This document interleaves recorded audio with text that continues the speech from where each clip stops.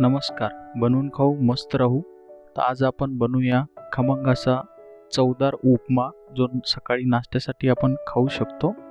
तर त्यासाठी आपल्याला घ्यायचा आहे रवा, घ्यायचा आहे 1 प्लेट भरून. त्यानंतर आपल्याला काही भाजीपाला जे आहे तो कट करून घ्यायचा, ज्यामध्ये कांदा आहे, कोथिंबीर आहे, हिरवी मिरची आहे, शेंगदाणे, कढीपत्ता घ्यायचा. त्यानंतर कढईमध्ये तेल टाकून रवा असा आपला मस्तपैकी तेलामध्ये गरम करून भाजून घ्यायचा आहे. तसा थोडासा लालसर होईपर्यंत भाजायचा आणि काढून घेतल्यानंतर कढईत तेल टाकून आपल्याला फोडणी द्यायची. तेल टाकून त्यामध्ये मस्त असं जिरे आणि मोहरी टाकायचे. जिरे मोहरी चांगलं कडकडू देऊन त्यामध्ये कढीपत्ता टाकायचा. कढीपत्ता टाकल्याच्या नंतर आपण कापलेली हिरवी मिरची टाकायची, जसं तिखट लागेल त्याप्रमाणे. त्यानंतर कापून घेतलेला कांदा टाकायचा.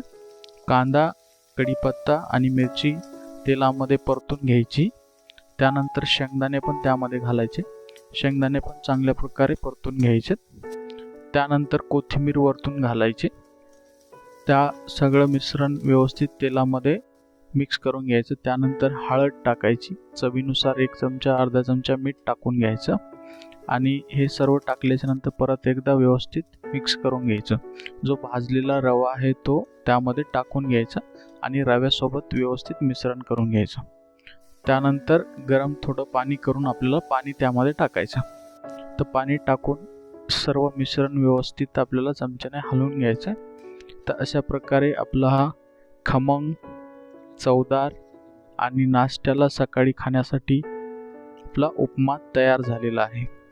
तर असा उपमा कसा लागला तुम्ही कमेंटमध्ये बनवून सांगू शकता.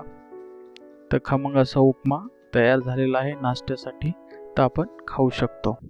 सबस्क्राईब करा, लाईक करा, शेअर करा आणि कमेंटही करा. Thanks for watching.